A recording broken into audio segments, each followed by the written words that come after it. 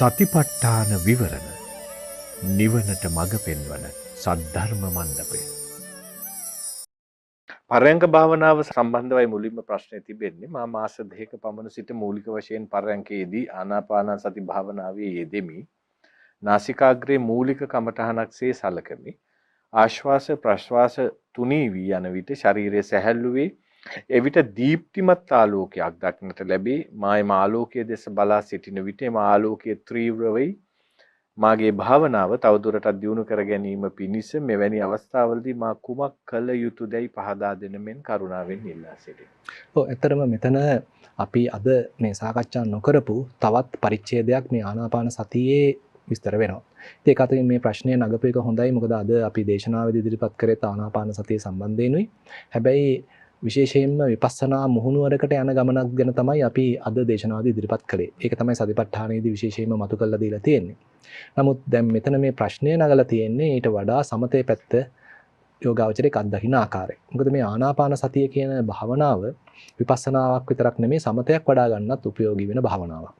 විශේෂයෙන්ම අපේ හිතේ පහළ වෙන විතර්ක සමනය කිරීම සඳහා ප්‍රයෝජනවත් වෙන භාවනාවක්. ඒ වගේම අපේ හිතේ සමාධිය දියුණු කර ගැනීම සඳහා ප්‍රයෝජනවත් වෙන භාවනාවක්. දැන් මේ යෝගාවචරය ඇත්තටම අත්දකලා තියෙන්නේ සමාධිය දියුණු වෙන ආකාරය.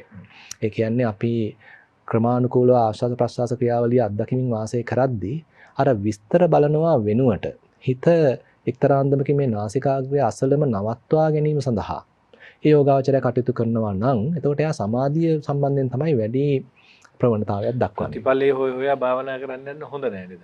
ඔව් ඒකත් එහෙමයි. ආනාපානයේ විමසීම කියන එක ඇත්තටම මේ සතිපට්ඨානයේ ප්‍රවේශයක් කියන්න පුළුවන්. සතිපට්ඨානයේ මුහුණුවරක් කියන්න පුළුවන්. විපස්සනායේ මුහුණුවරක් කියන්න පුළුවන්. ආනාපානයේ විමසන් නැතුව ආනාපානය හිත එකඟ කර ගැනීම සඳහා පමණක් පාවිච්චි කිරීම සමත භාවනාවේ ප්‍රවේශයක් කියන්න පුළුවන්. ඒ සඳහා පෙළ ගැසීමක් කියන්න පුළුවන්. ඒතර එහෙම යම්ස කෙනෙක් වඩනවා නම්, කියන්නේ දැන් එයා ආශ්වාසයේ උණුසුම්ද, සිසිල්ද, දිගද, කොටද, මුලද, මැදද, අගද කියලා මේවා හොයන්නේ නැතිව එයා නිකන් ආශ්වාසය ප්‍රශ්වාසය ප්‍රයෝගී කරගන්නේ මේ නාසිකාග්‍රේ ගාව නැවත නැවත හිත රඳවන්න පමණයි. ඉතින් එතකොට වැඩෙන්නේ ඒකාතකින් සමාධිය පැත්ත තමයි ඉස්සරහට එන්නේ. ඉතින් එතන ඒ යෝගාචරය අත්දකින්න සමහර විට නිකන් පුංචි එලි ඇවිල්ලා යනවා මුල් කාලෙදී. පස්සේ හැබැයි ප්‍රබල ආලෝකයක් නැත්නම් දීප්තිමත් ආලෝකයක් උනත් එන්න ඉඩ තියෙනවා. අපි ඕකට වචනයක් කියනවා ආනාපාන සති නිමිත්ත කියලා. එතකොට මේ බඳු ආනාපාන සති නිමිත්තක් යෝගාචරයට පහළ වෙන්න පුළුවන්. ඉතින් ආනාපාන සති නිමිත්ත උපයෝගී කරගෙන තමයි තවදුරටත් යෝගාචරයේ ගැඹුරු සමාධියකට, අර්පණා සමාධියකට පිවිසෙන්නේ. ඒක අතකින් මේ බඳු නිමිත්තක් ප්‍රයෝජනවත් වෙනවා ඒ බඳු ගැඹුරු සමාධියක් සඳහා යෝගාවචරයකට. ඒ නිසා මේකේ ප්‍රයෝජනයක් තියෙනවා.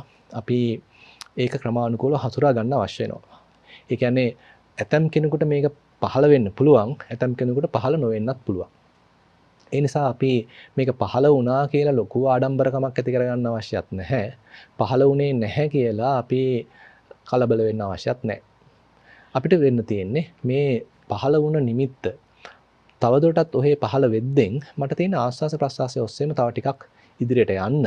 ඊට පස්සේ මට පුළුවන් ඇත්තටම මේ පහළ වෙන නිමිත්ත හොඳට තහවුරු වුණාට පස්සේ එහෙම නැත්නම් අපිට වචනයක් පාවිච්චි කරන්න පුළුවන් ස්ථාවර වුණාට පස්සේ දැන් එයා සැඟවෙන්නේ නැහැ. දැන් අතුරුදහන් වෙන්නේ නැහැ.